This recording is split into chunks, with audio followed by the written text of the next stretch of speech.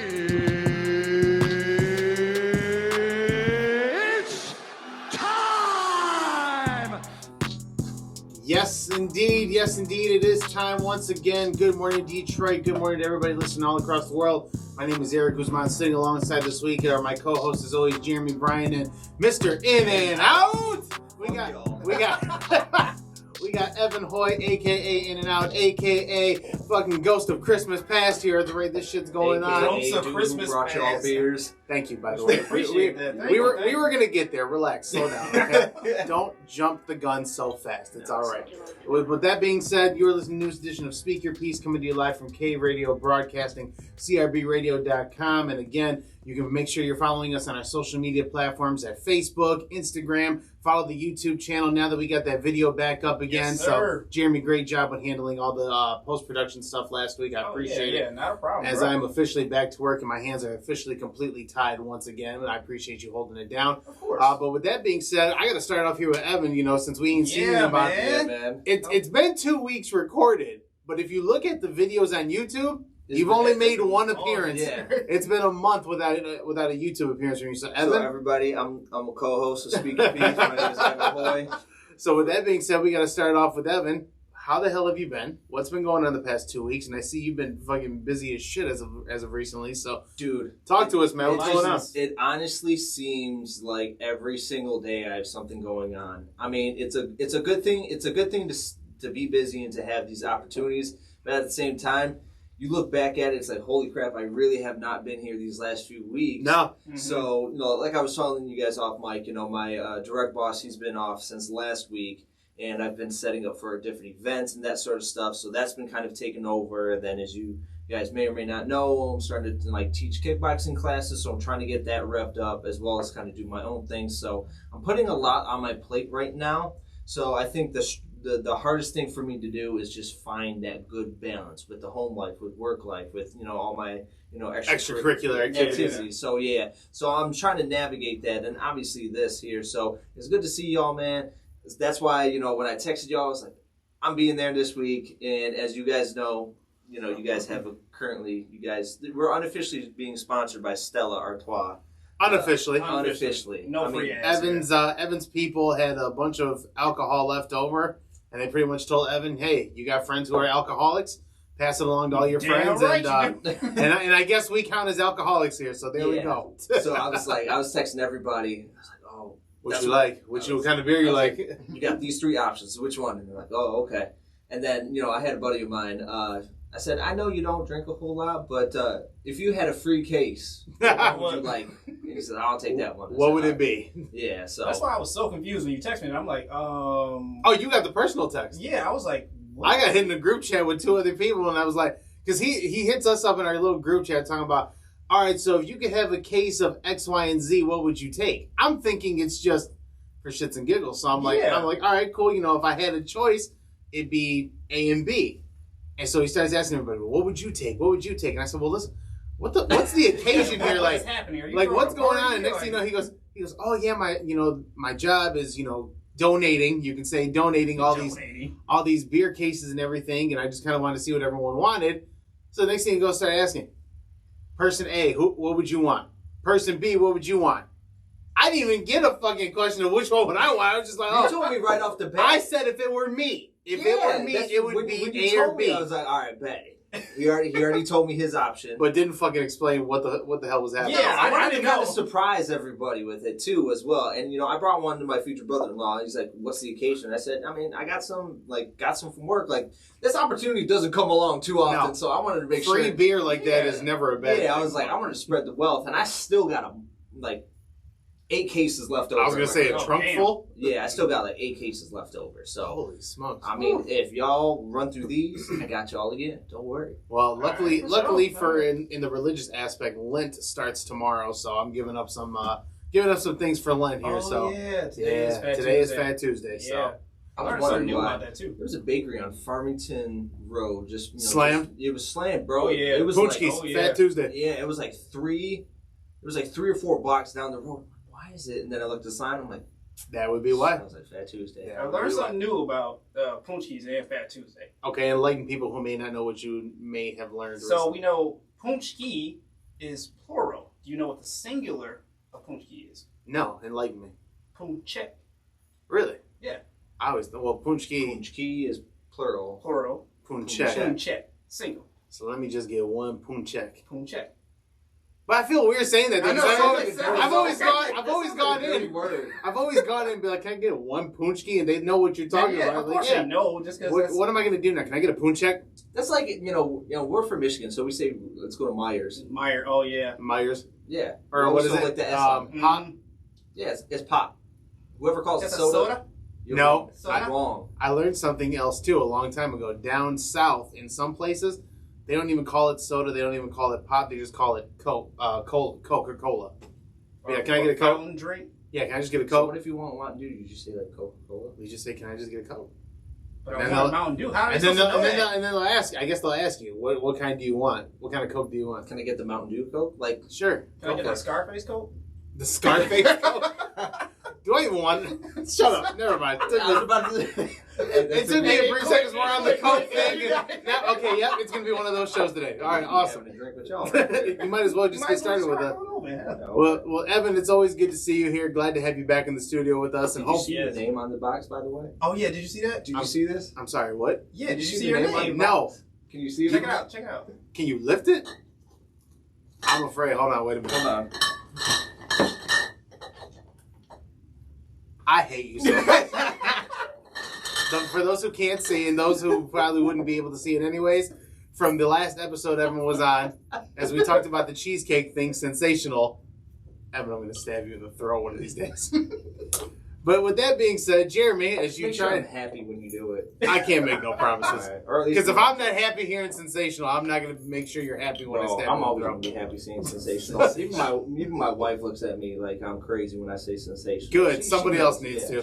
Yeah. Somebody else needs to. She's But- my wife. She's stuck with me. I know. Jeremy, how has your week been? I know last week you made the announcement that you did get a new job, or you're on the verge of getting a new job. Have you broken the news to the old company yet? Yeah. So this is my final week. I sent my manager my letter of resignation. I was afraid for a couple of days He didn't that get he might not have seen the email. He might have skipped over it. But I'm like, again, Forward that email again. I know. I'm again like, Resend. why would he not look at it? But yeah, he looked at it. He called me, let me know. Thank you. I appreciate you, putting in that 2-week notice. Because some people, they just leave you high and dry. Right. But I'm also upset with myself today as well, too. Oh, What'd you do? You had an accident, didn't you? No. They called me yesterday. Today's supposed to be my day Well, off. first off, who is they? Well, my former. No. Yeah. No. Yep. Did you do it again? So I went in to drop the carts for people to work. So it's I only a wouldn't have couple done it. hours of work for a few extra bucks. A I'm couple like, hours. Okay, let's see how this turns I'm out. not gonna complain, but the story I got from this is kind of crazy. So I go back after dropping off these carts. There's a couple people at the DC, and they're asking me like, "Hey, what are you doing here? You don't normally work on Tuesday." I was like, "Yeah, I know. I'm doing No a shit. favor for one of the managers." They're like, "Oh, whose route are you covering?" This dude, RJ. And they're like, "Oh." Everyone's eyes got all wide. RJ got fired. I'm like, "Well, what happened to RJ?" RJ got fired. I'm just trying What's to do a going simple on? favor. What's happening? What's going on? They was like, well, we don't know, but today he took a mental health day because the past 2 days he's been fucking up bad. Okay. And I'm like, well, what happened? It was like 2 days prior, my man went to his first stop with the wrong truck. Huh? I mean, okay. The I'm, wrong truck? He took the wrong truck to his first stop. Keep in mind, his first stop is a good 35, 40 minutes away from the DC. oh. Yeah. So delivered the wrong things to the wrong store. He went to the wrong. He went to his first store, seen he had the wrong truck. When he opened it up and seen all the cars were not his, so he had to drive all the way back. The guy whose truck he took was super upset because he got there and was now frustrated that he had to wait. He's now more behind time. schedule, yeah. He's behind schedule. I get it. The next day, Oh God. my man left the orders on the dock in the warehouse. Excuse me? And then just went to the store. So he left all the So he didn't load it up. Yeah, he didn't load up. So he had it there ready to be loaded up, but he just forgot to load it up and then drove off. He just took off because he seen his truck was like parked in the dock of the warehouse. He just hopped in and left. Thought everything was loaded up, hopped in and left. First stop. Is it his job to load the truck, or do people load the truck? You are supposed to load the truck, but we're also supposed to check that all of our product are in the truck. So it faulted on everybody. It faulted on everyone, but again, he had it pretty rough these past 2 days in a row, and he called up the manager and was like, hey, I don't know if this was his days off or whatever, but he's like, I need a break. I need a mental health day, because in my head, after hearing all this, my man is contemplating thinking about quitting. My man sounds like he's got a lot on his plate already at that point in time. So, I mean, hey, thoughts and prayers out to him. Mental health is something that I don't joke on or whatever the case may be. So, if he is going through something, prayers out to him. If you just need a day off, go get your rest and take care of do what you got to do, man. So, at that point in time, thoughts and prayers out to RJ. So. Out to RJ. But how are you doing, man? I'm here. Unfortunately, I'm back to work at T-Mobile now. So, I mean, like I said, this is a temporary thing. I'm back to work at T-Mobile. Not the fact that I'm back to work. It's just back at T-Mobile at that point in time. I'm there a week already, and... Are you hating it? Yeah. Already? The feeling... I'm in a different location. I'm actually only like 5 minutes away from where we're at right now. Oh, for real? So, yeah, my store is like literally 5 minutes away from here. And so if your boss called you, would you come up there? Right now? Funny thing is, he just called. Oh shit! That's why I was like, nope, I can't do it. Can't talk right now. But no, I'm setting strict boundaries this time. Like he asked me if I could come in. Because I told him, I said, I'm literally 5 minutes away. If you need somebody to come in, I can come. Right? I shouldn't even say that. Well, no, he tells me, he goes, no, you can come. I could use the help. He goes, but you won't get a secondary off day. I said, oh no. No. Because right now, based on how, the staffing situation is, the only store I've worked in where this has happened, we have Sundays off. So Sunday counts as an automatic off day, and then this is my secondary day, so I can, do this and other things I need to do. So that means I work 4 days straight after that. So I come in, I'm off Sunday, work Monday, I'm off Tuesday, and I work the next 4 days straight. So if I were to come in, I couldn't switch another day. Gotcha. So I was like, no. I said, if that's the case, don't count me in. That's like even now, they put me in a assistant manager role, which I'm cool with, right? They offered it to me. Hey, we don't want you to be a regular rep. We can have you be, all right, cool. You guys are offering it. That's fine. But now when it comes to my schedule, because I'm still expected to be on these managerial calls. Yeah. I'm an hourly employee. I can't clock in. I can't clock out right now.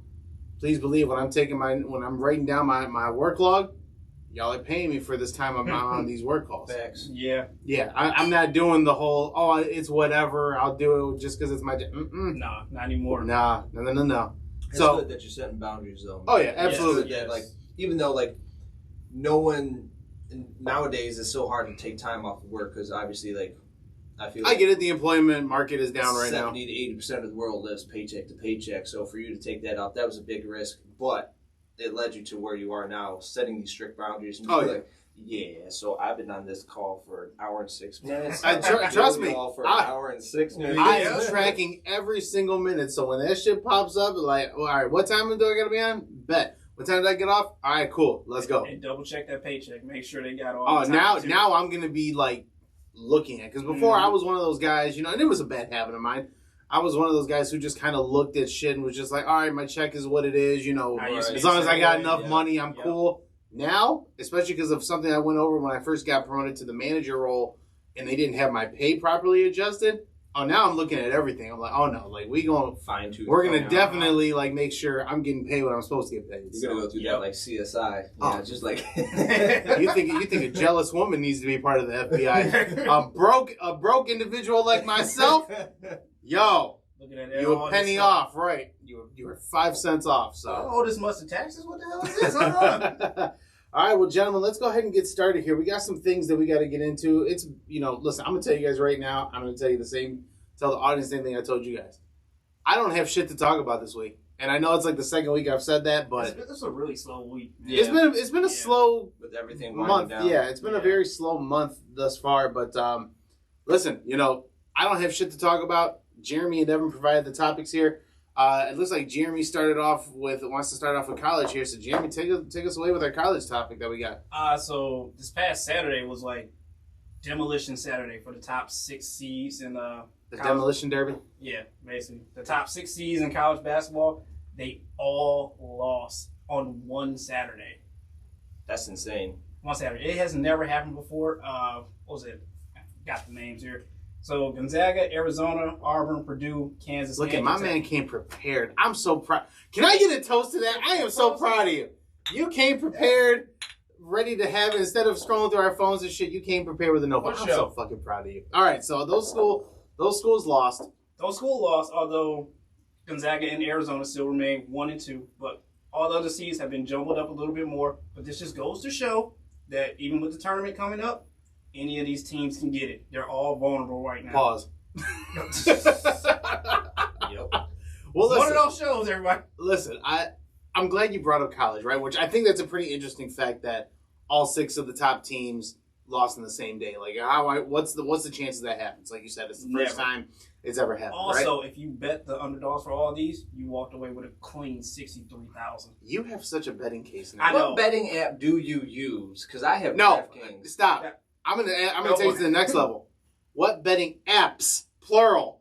I know you got multiple. Oh, I have multiple. See, I don't use all of them, but I have them. I call bullshit, but go ahead. I use DraftKings. That's how I won that $100 on that Odell. First catch on. Odell touchdown. Yeah. Oh, that's right. We didn't have you here for that. No. Yeah, you were here for the Super Bowl. Damn. No. Damn. We can talk. We got to talk about all that later. We'll on. talk Yeah. about that later. But what betting apps do you Plural. use? I got Barstool. I know that one because you're a Barstool junkie. Pause. Yeah, I got I FanDuel. mean, look at his hat. I know. That's why I said it. I got FanDuel. I got DraftKings, and I also have Caesar. FanDuel was the OG, if I'm not mistaken. If I'm correct. FanDuel. Like FanDuel. FanDuel been around for a minute. Yeah. Has been around for a minute, but Yeah. at the same point in time, like, I think even before sports betting was legal, Yeah. I remember seeing commercials for FanDuel for like the longest amount of time. So Yeah. Yep. What's the one that you could bet, like, if someone goes 5.5 rebounds and stuff like that? Like, that's usually, I believe, DraftKings. I went to Yeah. DraftKings. I have DraftKings, and I looked everywhere, so I can't find any bets like that. DraftKings is more interesting because they have, like you said, the They have like competitions and stuff like that. It's the hard as fuck to steals, have. the rebounds. Like you can project that, like Giannis will have exactly 5 rebounds. I'm gonna have and to talk cash to you off off that. here just to help me navigate this. It may be FanDuel too. I mean, they all kind of have their own different setup and Yeah. everything like that. So I mean, Each it's- one of them has a different benefit, but yeah. But while we're on the topic of college basketball, and I'm glad we got to here because this is something you and I talked about, I think, a couple weeks ago. What's up? And Evan's here now, so he can kind of elaborate on it too. I feel like this year in college basketball has been super quiet. Like there hasn't been any like big marketing or anything. Like normally, like Yeah. with ESPN, I'll see something about like, oh, this big game is happening and this and that. Man, I don't even have ESPN no more. Obviously, with the cable thing that I was telling you about before. But I usually see something. If I watch an ESPN video on like Netflix or on YouTube, they'll talk about the advertising there. Yeah. I don't see nothing. And Yeah. especially with that being said too, as we talk about, this is the farewell tour for Coach K, and there has not been any real hype about Coach K's last season here. I have not seen anything on like Bleacher Report, Mhm. ESPN, nothing like that. On Now, social. when his last game comes, I'm sure it will be yeah, all of course. they're gonna- publicized that way, but I see a boatload of like NBA highlights, specifically, obviously within these last few weeks. It's like DeMar DeRozan and John Morant. yeah. Oh yeah. Like I've seen that like a shitload of their highlights. John right? Morant highlights will not stop, especially last night's game too. Yeah, we'll Yeah, talk about unreal, that. yeah. We'll talk about that. But yeah, I just find it weird that as much as college basketball, especially now that we're in the age of legal sports betting, I'm surprised there isn't more talk in college basketball right about now. It's so weird. Like as you said, they just don't talk about it anymore. I don't know if it's not bringing in as much money or much audience as I don't think NBA there's like big names anymore. Any big. Well, I names. think this season, a lot of the high school recruits, I don't think that got recruited this year, were like the most like Same with college football. stellar names. Yeah. College football, like Well, I think I saw something from Bleacher Report that college football actually has dropped, I think 40% over the past, I think like 5 years or something like something that. like that. Like you haven't seen like these names that haven't been, these big time names. Obviously, there's that cornerback from Cincinnati who has not let a touchdown occur In ever his tenure. in his whole career. obviously you have people like that. I forget the guy's name, so I apologize. But yeah, college sports have been quiet. Yeah, I don't know what's going on. Yeah, I find that super duper weird that college sports have been super quiet. And I mean, like you guys said, like I brought up too, especially in the age of betting, like that's where you really could make a bunch of money is off of college sports, especially now. Again, March Madness is set to start here in about a week or so. So I'm sure that's probably where the talk will be up. But I've always felt, or even have always noticed, like since going into like March Madness, that's when the talk is the heaviest. Like I haven't heard anything.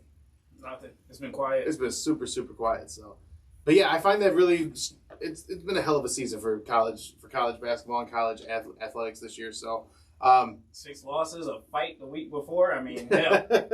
What's next? I know, man. What's next? Real quick, because you weren't here for that too, but we talked about the Juwan Howard thing. Yeah. Quick take on that. Since you weren't. I do agree he should be suspended for the rest of the regular season, but I don't think that he should be suspended all of the postseason, right? Obviously, as you guys mentioned in prior weeks, this is his, technically his second offense in 2 years. In 2 years. So I kind of agree with Jeremy, like, hey, 3 strikes, you're out. No, I'm in the same boat. I'm in the same boat, but I don't think that he should be suspended the postseason or, into the tournament or whatever the case may be. I do think that if it happens again within the next year. Just say next year. Yeah. Within the next year, okay, now we got to talk about your position. Like, now, okay, this is the 3rd time. And if it's especially the same type of, you get heated, emotions run high, that sort of thing, okay, you need to either go to counseling or we can't have you as our coach. Yeah, you got to do some type of anger management. You got to do something like that, right? So I think 5 games is enough, but the rest of the regular season, because I'll be honest, at the rate it's looking, it doesn't look like Michigan's going to make a deep run in the playoffs, anyways. Not if they don't pull anything out of this Big Ten tournament. No. So if they don't win the tournament, they won't make the dance, will they? I don't think they will. It depends on how far they go in the tournament. I don't know how any of that March. Yeah, I get lost confusing. in it. It's like, if this person wins, they can go into the number 6 seed, but if they lose and then this person loses, they go to the number 3 seed. Dog. Let's just say they are on the bubble, but far, far down on the bubble. But it's on the bubble. When they say it's on the bubble, that just usually means of not making the tournament. That's like a committee saying, like, all right, we like you, but, you didn't pull out enough wins or, you didn't beat enough top 10 teams. The NIT, not invited tournament. Participation trophy. Jeez. Isn't that what NIT stands for? Yes? All right, yeah. Okay, that's what I thought. It's just sad because I know Kentucky and Duke were once in there at one point in time. I know. I remember seeing Kentucky in there, I think, a few years ago, and it was the NIT. I was like, damn, that means you weren't invited. All right, let's keep pushing forward here. Who's got this thing about the Colts submitting a rule? Was that you, Jeremy? Yeah. All right, talk to us, Jeremy. So the Colts... You got half the topics here already. So. He's got like 99.9%. Okay, bet it up. Let's go. So I know we've been talking about this for a long time, about the overtime rule. Ever since that Chiefs and Bills game, yeah. Yep, so now the Colts have finally put in a submission to change the overtime rule, now allowing for both teams to at least have one possession of the football.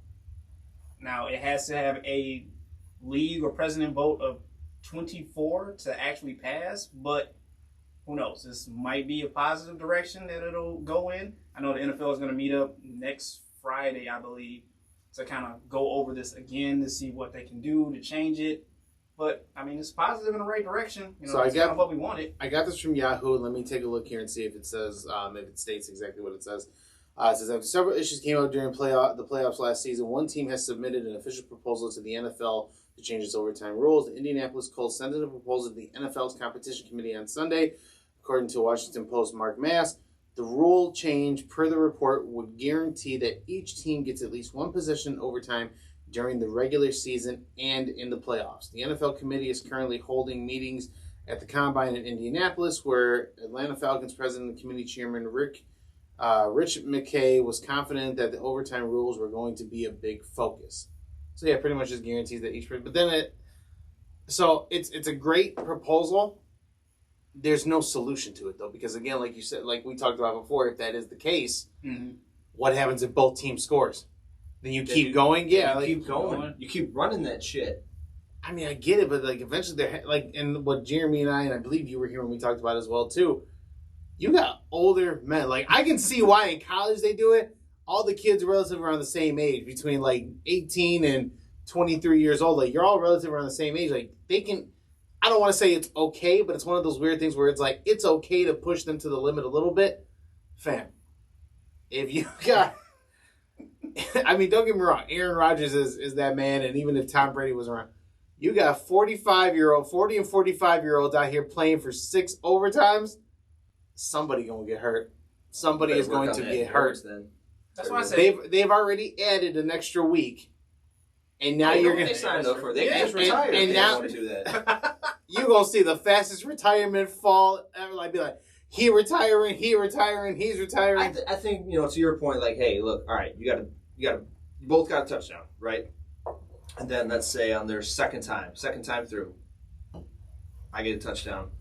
You got to get a touchdown or you lose, right? And then if it goes back and forth, it goes back and forth. And then honestly, like I think that if it goes I feel like if this passes, there's going to be one game. It's going to be one game. It's like, okay, they've been into 4 overtimes. Okay, it's getting a little ridiculous. Okay, just do a kick out then, right? You got your kickers going at it. Put them on the 40-yard attempt. Boom, they hit that. Boom, move them back 5 or like 50s, something like that. Leave it up to the kickers. I was just gonna say. I was Okay. gonna say this as far as the proposal change. Stay with the Colts idea of each team gets an opportunity to do it, right? But if both teams score, then it becomes sudden death. Like, all right, you scored, just so that way we can preserve the health of everybody else. The next person to get a touchdown wins. So you keep it as the sudden death type of thing as it is right now, but still implementing the guarantee that both teams get a chance. Like, all right, so if Evan, should so you say, are you saying they have to score or does it have to be a touchdown? Because I feel like right now it's the first person who scores right, gets right. a touchdown. But I'm saying like if they wins both the game. have So if you each both an get opportunity, right, both you score both a have touchdown. Right, then the next team to get the next touchdown wins. So let's think of it this way: best 2 out of 3 attempts. I can see that. That would keep the game shorter and not continuing on more. I would say field goals don't count. I would say it has to be a touchdown. It has to be a touchdown to win. But what I was thinking was go for 2 after that. Like, you have to go for 2. No more kicks, no more field goals after that. I agree, because I'm tired of field goals. These guys, especially Justin Tucker, that guy can kick anything at any distance at this point in time. Like, these guys are getting good to where you can kick a 55, 60-yard field goal almost at will. I mean, my man at the Super Bowl was trying to kick over Dr. Dre. Jesus God. It'll be interesting to see what happens. I don't think anything will change as of this season. No. But probably going into next season, something will probably come out of that, if I'm being completely honest. So We're hoping. let's take a look here and see. Pick one player to play all 11 positions on offense. That's a you topic, or is that a you topic? That's a me topic. Okay, what's this one? Well, actually, before we get into that, I'm going to jump this one and go to a different topic. Detroit's in the headlines for possibly hosting an event, you're telling us? Detroit is not only in the headlines, but we are the top 2 finalists for this. 1 out of 3 finalists to host what the event? 2024 NFL Draft. We ain't getting it. No. We're not getting Come it. on, let's have some faith, some hope. The last thing we had here as a major event was the Super Bowl, right? And that was in 2008? Super Bowl XL. Yeah, Super Bowl 40. 40. Yeah, So it's I remember 15 that. years ago? Jerome Bettis, yeah. I'm sorry, 16 years ago at this point in time? It's been a minute. It's been a minute since Detroit has hosted anything. Come on. We talked about this even last week. Detroit hasn't even hosted an All-Star game. And I swear I thought they did at one point in time. But No. Hell no. Nope, Detroit hasn't even hosted. hosted. Listen, if Cleveland's boring ass can host Cleveland got All-Star 3 times, come on. Detroit can do It's it. LeBron City. Everyone's going to be Well, if Cade Cunningham turns out to be a star, then I think we have a chance at that point in time. Yeah. Well, come on. The NFL Draft of 2024. I mean, look, a good position to have this draft. I'm glad Finalists. Detroit is in the running for it. Let me at least make that clear. I'm very glad. What are the other cities that are involved with it? You got Green Bay and Washington. So cold as fuck. and more cold. Also cold as fuck. and cold as fuck. All of them cold as fuck. Except for we're in this dome, so. Washington is the capital. I'm sure there's probably more touristic things to do out there. So if you're going to have all these people and all these fans come out, Washington, I think, could pull it off, but I think Detroit's a good second. I don't know what. I think we're going to come up second. I think so. If I'm being completely honest, I think we'll come up Probably. second. But Although Sheila Ford, I believe, is on the NFL event staff committee or whatever. so she's going to pull that weight. She might have some strings to pull to Pull get that us. weight to make a better fucking team. How about that? Amen, brother. Oh, my God. That's a work in progress. I mean, they say that it's... I guess, we got a new GM, I didn't realize, right? And apparently this is the GM that helped build the LA Rams initially. Yeah. Mm-hmm. I guess people are happy about that, but, it is what it is. The LA Rams made it to the Super Bowl, once under that guy's tenure? I mean, That's we one got a more chance. Super Bowl appearance than the Detroit Lions have. It's many Super Bowl appearances than what the Detroit Lions have, so... But, I mean, hey, if Detroit pulls it off, cool. I know where I won't be that weekend when that shit happens. I You won't wouldn't go? Oh, hell no. No. I would like to go, obviously as, a journalist, I would love to go and, cover it. Yeah. But as a regular civilian, especially trying to maneuver through all that downtown traffic, Hell no. no. That shit would give me nightmares. People would fight. No. I couldn't. I don't like going downtown when it's a normal ass day, let alone A weekend. Yeah. A weekend on top of that. NFL draft. No, hell no. No, you get all those people down there, especially people from out of states and Don't know. don't know your Detroit, city. Yeah. Like Detroit knows Don't know Detroit, your yeah. city and how shit goes around there. No. Don't be talking that shit. Don't be Shit goes talking down. right. Oh boy. That shit goes down. Shit goes down at 8 Mile.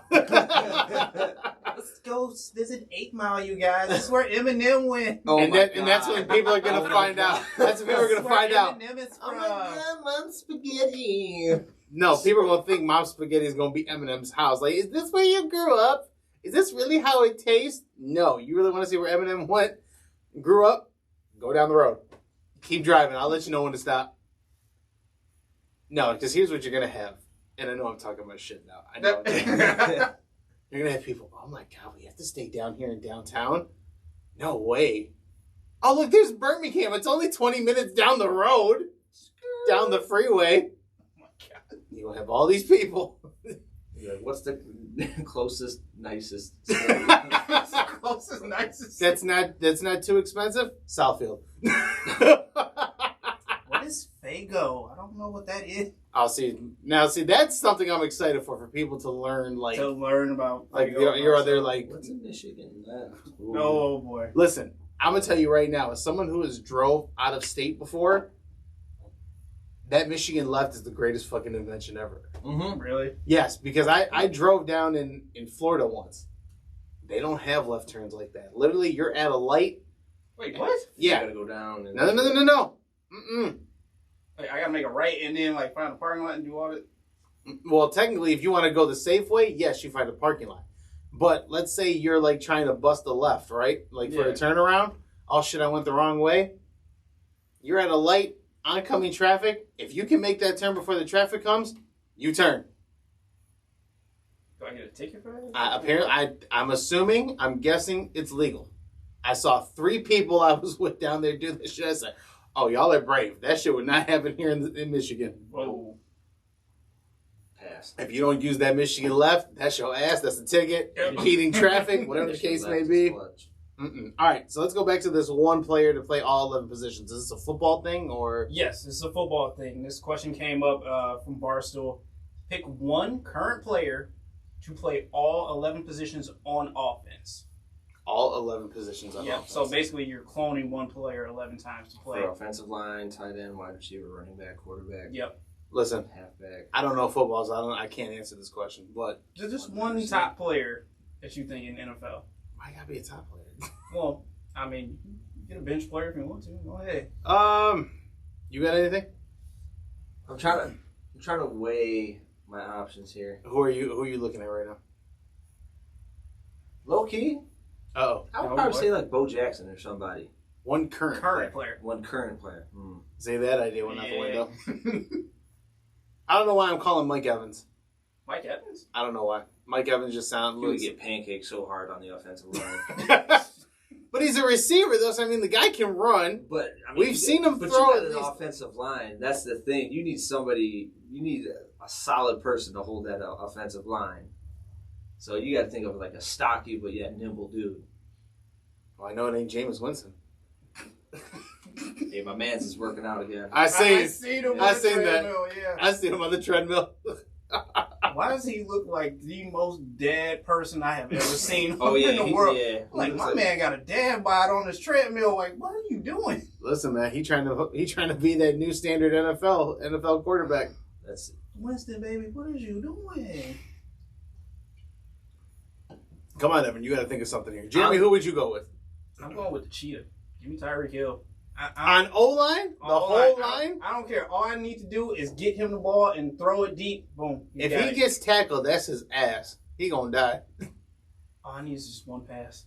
Tyreek Hill versus Ndamukong Suh.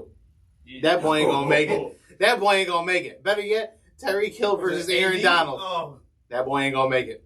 That boy will not make it. I would have picked AD. AD was my second up, but then I'm like, he's off. Pass? Can he throw at all? I don't think so. You know what? Since we haven't officially got it, I would say Gronkowski.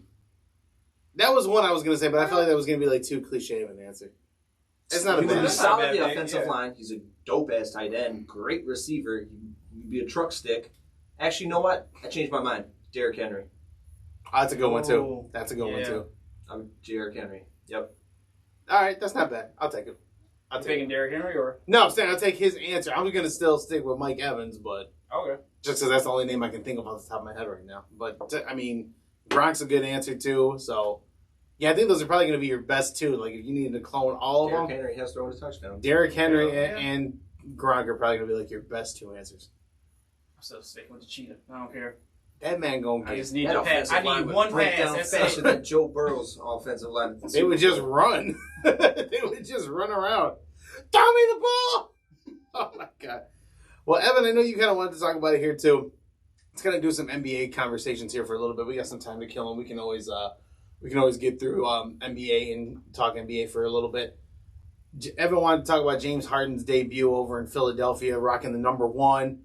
Started off with, what was that? I think he's got a triple-double already in his second game. No, triple-double or double-double? He came close. So, they reported it as a triple-double. So he scored 27 points, 8 rebounds, and 12 assists. 8 rebounds. Okay. And that was his first game? That was his first game, yeah. And who'd they play against initially? Was it It was against was it the Grizzlies?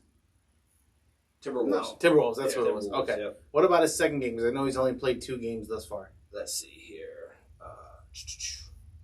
Second game. He already has more threes than Ben Simmons. That's not saying That's much. not really. I just thought it'd be a fun fact. Has Ben Simmons even played? Not in the yet. game? Hasn't debuted yet. No, he had like a back injury, so he's my God. So James Harden did record a triple double. That's what it was in the second game. In his second game, so he had 29 points, 16 assists, and 10 rebounds. It's a whole new man out here, I guess. I'm not buying that James Harden is a new man. Because No? you want to know why? It's the same shit he did when he wanted out of Houston and went to Brooklyn. He balled his ass off, right? Okay. Now, this is what you and I were talking about a couple weeks ago. How this man is full of shit. This man is full of shit. How can you have a hamstring injury, take All-Star weekend off, right? Because you just played a couple games before you got traded, right? Oh, I got a nagging hamstring injury, right? Oh, I can't play All-Star because of my hamstring, right? But we see the videos in practice. He's working on that, that side back step, right? You mean that traveling? All that shit. Working on all that traveling, right? Traveling. And all of a sudden, your first game back, you play, and they ask you, "Oh, how's your hamstring?" "Oh, it's fine. Everything's great." I would never trust James Harden ever again, ever. I can't. No. I can't trust James Harden because again, like everyone's saying right now, like he's going to be the fix for Philadelphia, and he's going to get them to the championship, right? Which he made for this season, right? But what happens now? You thought dealing with Ben Simmons was a problem because he thought, he's labeling it as mental health issues, right? What happens when James Harden quits on Philadelphia? You really think Joel Embiid's going to do this shit again? No. No. Joel Embiid did it once, took a hit for the team, still went out and played his ass off the way how he has been, right? Yeah. Those MVP numbers are going to start dropping now because James Harden. I mean, don't get me wrong. What I've seen is with the duo of James Harden and Joel Embiid. It looks great. Yeah. I'm not calling it the next Shaq and Kobe. Absolutely not. Oh no, I wouldn't do You that. can take it a I step wouldn't go that further far. and have Kendrick Perkins say this is like, what do you say, like, I think he said like Wilton Kareem, or not Wilton Kareem. You mean Kareem and Magic? Kareem and Magic, that's what he said. I'm like, bullshit. Perkins has a head injury. he does. Oh my God. I can't trust James Harden to ever be on a team, and that's what I was talking about last week. One of my liability players, he's one of them. James Harden. He's number one because the minute he gets upset, you start trying to sabotage the team. You start trying to have having an issue with teammates, and oh, now I don't want to play. Like, to me, that's just why does anybody want to take that on? Like, I get it. He's a very good talent. He's a very great player.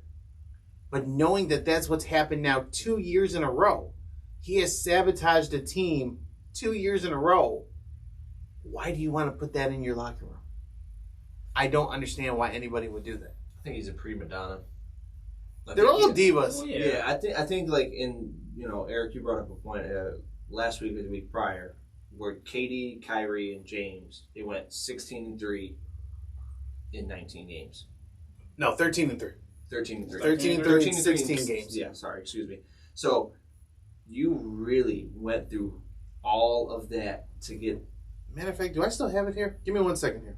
To get that trio for 16 games. Now you got egg on your face. Everyone's like, oh, instant contenders and yada yada yada. And now James is a liability. I will agree with Eric, but I do not think with the addition of Harden on 76ers, it does not make them. It makes them, I don't want to say instant contenders, but it does make them playoffs. Make some playoff bound. Yeah, it definitely makes them playoff worthy to be up there. But I believe Brooklyn is still top contender in the East to win. You got to win out. Don't forget about the Bulls.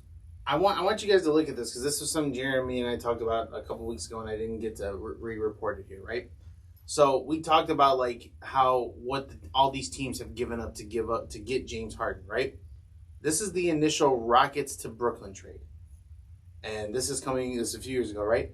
So the Rockets got in return, or for giving up James Harden, the Rockets got Victor Oladipo, Dante Exum, Rodimus Krukas, who I'm assuming was a rookie at the time or a relatively new player, 3 Brooklyn first-rounders, 2022, 2024, 2026, 1 Milwaukee first-round pick, which is a 2022 unprotected, so Houston's going to get 2 picks this year in the first round. 4 Brooklyn first-round swaps for 2021, 23, 25, and 27. It was a 4-team trade. The Nets got James Harden. The Pacers got Karis LeVert and a second-rounder. And the Cavs got Jared Allen and Taurean Prince, right? That's the initial trade. Now, let's go back and look at this trade here. As I pull up the details here and you think about what all these teams have given up. As I'm trying to pull all this information up here, I apologize. That's crazy that they just moved heaven and earth for James Harden. If Brooklyn doesn't show out like this, like as you said, they have egg on their face right now. This is embarrassing. This is extremely embarrassing. And, to bring up, my man Kobe, he even said it. James Harden's style of play will not win him a championship. He's not that hero ball stuff. Not going to work. That's why it's a team. It's a team effort. All right, ready? This is this year's trade. The full details on this one. The Nets got in return. You got Ben Simmons, Seth Curry, Andre Drummond, and 2 first-round picks to Brooklyn.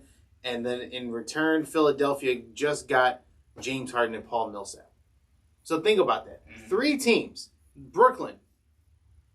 If we go back and look at what Brooklyn gave up a shit ton of draft picks for a guy that you only had for a season and a half. You gave up your whole future for one guy who got fed up because Kyrie didn't want to go get his shots and say, you know what? I'm good. What really pissed me off about that as well, too, was, again, we talked about it, and I know we're kind of backstepping here, the things that we talked about in previous weeks, but with that being said, when James Harden comes out and says, Philadelphia was my first choice when I initially wanted to get traded, well, then why didn't you push for it then? Yeah. Why did you not push for it? Houston wanted Ben Simmons at the time. Ben Simmons, no, I want to be here in Philly. I mean, I get it. You got scared shitless and didn't like what your teammates were saying about you. Your coach didn't, believe you were a championship player with this team and you got all hurt. I get that. But if you always wanted to be in Philly, why didn't you just push for it then? Why did you not push just to go to Philly then? Simmons don't want to go to Houston? It's not your problem. That's not Philly's problem at that point in time. Or it is Philly's problem, but let Philly deal with that. Yeah. Don't give me this bullshit about, Philly was my first choice. I couldn't help because it's the business. The Nets the Nets won the trip. No.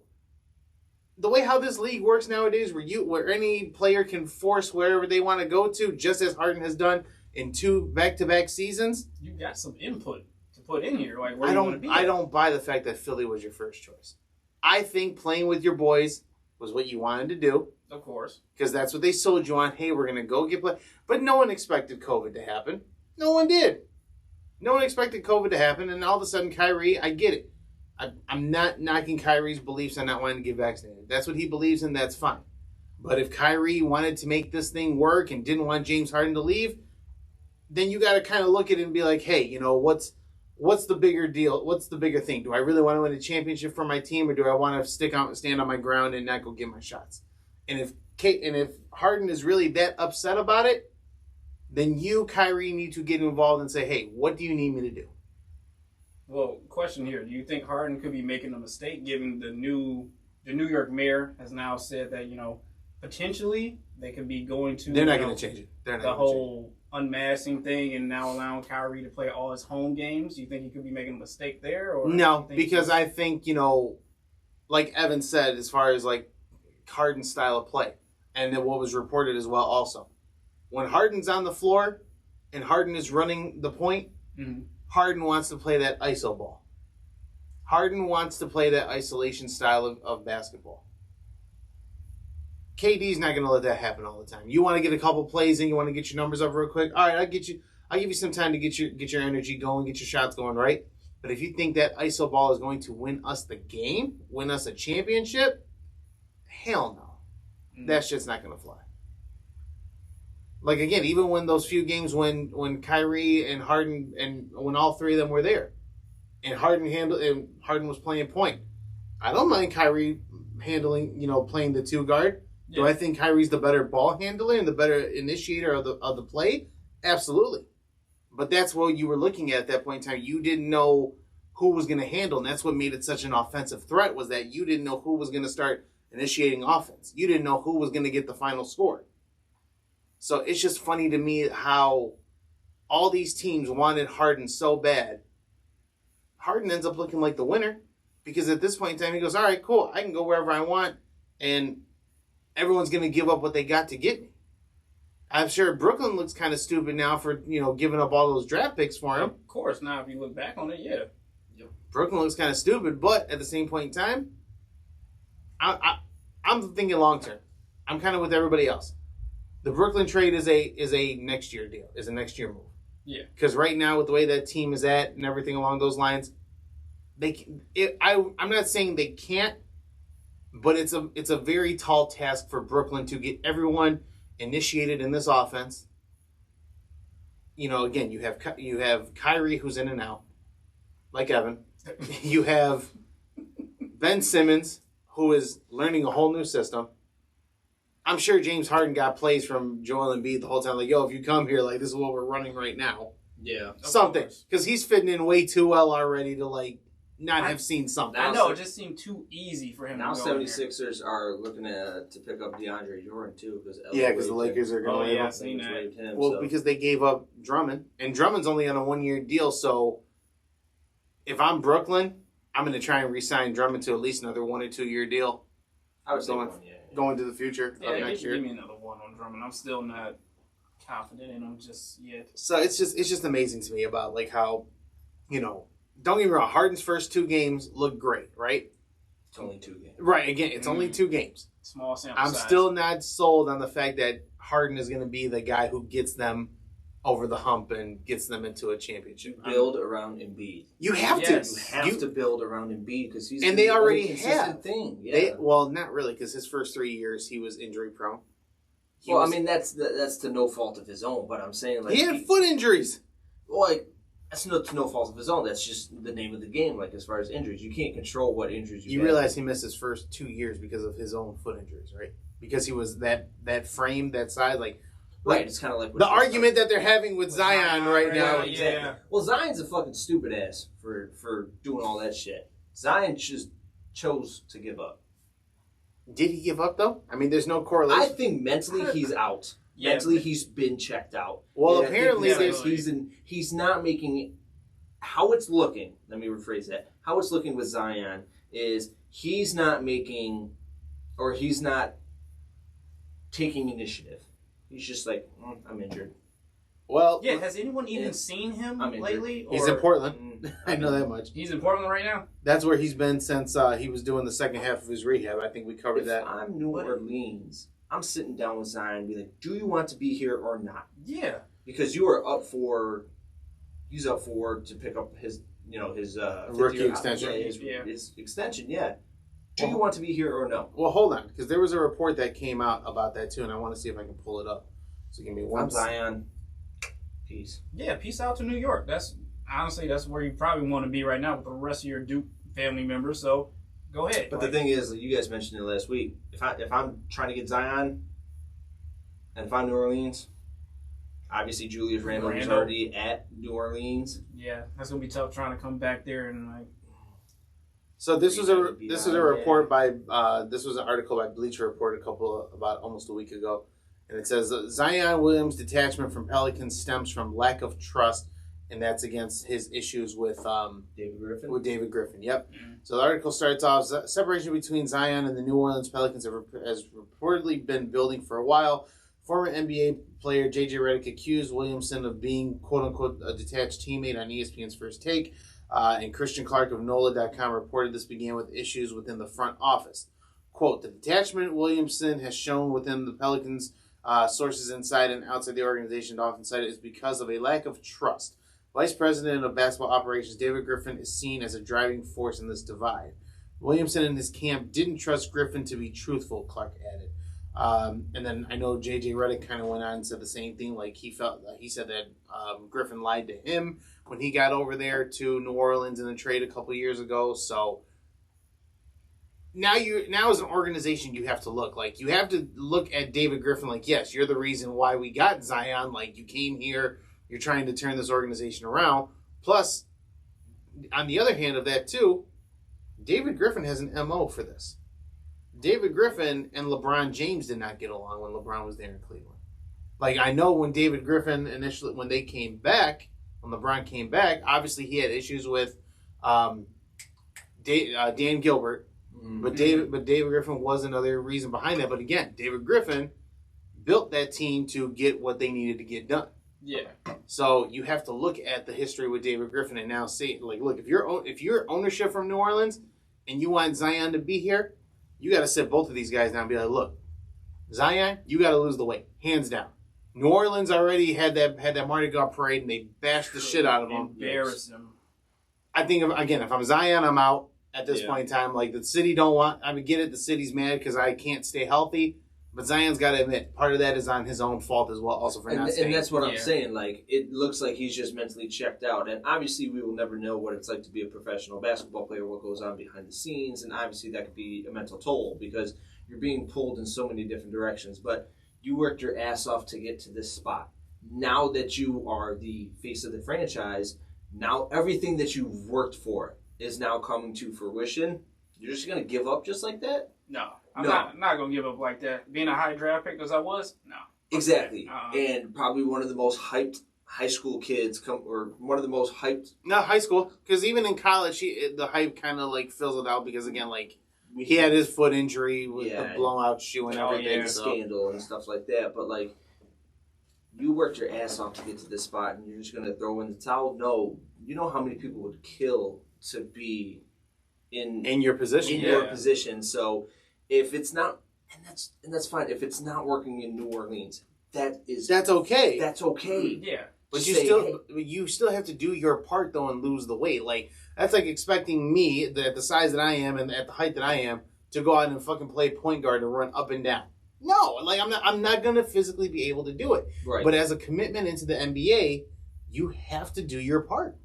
They have a job to pay you and to, use your likeness for commercials, et cetera, et cetera, et cetera. Yeah. And you have a job to show up, play games, work out, rehab if you're injured, do press conferences, all that sort of stuff. That is your responsibility as an NBA player. And not a lot of people can handle it. And it's not looking like Zion is cut out for it. And Zion, and you guys said this last week, and I've been thinking this, and I may have said it in the past, I can't remember if I have or not, but Zion is on the verge of being a bust. He is like hanging on by a thread. Yeah, I think we talked about that before. Yeah, he is on the verge of being a bust. I feel like if at the end of this season, if Zion does not come back by next season, that's it. I'm looking at this right now because as I was doing the Bleacher Report thing, there's a whole bunch of little articles around Zion Williamson. And Clutch Point's website has an article about three best trade packages the Pelicans must demand for Zion Williamson. You guys want me to go through this real quick? Go ahead. So package number 1 is for the Oklahoma City Thunder. The Thunder would get Zion Williamson. The Pelicans would get Derek Favors and 3 to 5 first-round picks. I mean, the Thunder have them with all the trades that they've done and everything. So 3 to 5, damn. That's not bad. I mean, think he's worth 3 to 5. Like, come on, that's next one. Indiana Pacers. The Pelicans will get Malcolm Brogdon, Miles Turner, a 2022 first-round pick from Cleveland. That would be a 2022 first-round pick via Cleveland. The 2023 protected first-round pick via Indiana, and the Pacers will get in return Zion Williamson, Devontae Graham, Larry Nance Jr., a 2022 second-round pick via Cleveland. And then the third package here is Atlanta. The Pelicans will get John Collins, a 2022 protected first-round pick via Charlotte, a 2023 first-round pick via Atlanta, and a 2025 second-round pick via Brooklyn. The Hawks would get in return Zion Williamson and Devontae Graham. Do any of those strike out for you guys that would make Zion a good Hawks? Hawks, if they're looking to improve a bit and push their playoff run. I'm seeing another one here, too, that the Mavs are going to try and make a run. It says 2 reasons why the Mavs must hunt for Zion Williamson this offseason. Well, Luka definitely needs some help. But he does. Well, they traded Porzingis, so I mean... Yeah, that little European 1-2 didn't work. But here's the other thing, too. I don't know if you guys noticed this during the All-Star break. Luka's got a good relationship with somebody in the NBA already. From, DeMar? Oh. Please don't say LeBron. No. No. Luka's got a good relationship with the Joker. I mean, he does. Yep. If I'm the Mavericks, I understand, the franchise guy out there is in Denver is Jokic, right? Even though you have Jamal Murray, who's on the verge of coming back from injury, right? Mm-hmm. But if I want to make Luka happy and make sure I keep Luka in Dallas, you got to try and do something to get his boy here. The only thing is Jokic is a big man point guard, and Luka's already a point guard as it is. That'd be a nasty 1-2 punch, though. It would be. I'm just thinking about how much you would have to give up. Exactly. You would have to move heaven and earth. Yeah. It'd be like an Anthony. You would have to make it definitely at least like a 3 or 4 team deal, hands down. Yeah. Because Dallas doesn't have anything other than Luka, and you're not giving up Luka for that. I don't know, man. Because if I'm the Mavericks, and I think I want to, and I'm trying to rebuild this franchise the way how they're doing a good job, doing it the quiet way, the way how some of these younger teams are doing, right? But we all know the Mavs have always done shit. Mark Cuban is that owner, but he hasn't been that owner for quite some time. Mm-hmm. If they want to get themselves back up there, they got to make a big move. And I think if you want to make Luka that happy to stay with your organization, other than give him good extension money, which he's already signed. Yeah. You got to get him some help. Bring his boy. You would have to move, like I said. Heaven and earth. Like you said, 3 and 4 team deal. 3 or 4 team deal. And obviously, I feel like you got Tim Hardaway Jr. that's there. Tim Hardaway would have to go because he is a solid piece, but... Yeah, he would, but I think if you're Dallas, I don't think you want to give him up either. So, I mean, it would be tough. That's what I'm saying. It would be very, very tough. You would have to finagle. You would have to lose a lot of your picks, for sure. Oh, but I mean... Yeah.